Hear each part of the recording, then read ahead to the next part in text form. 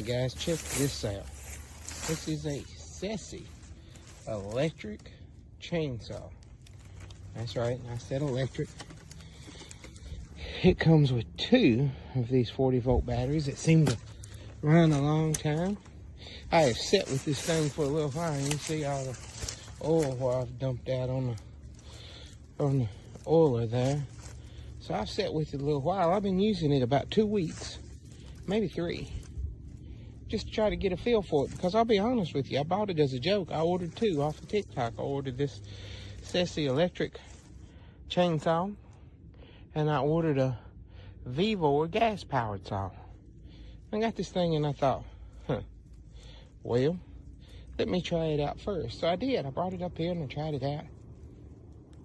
And it's the only one I've used.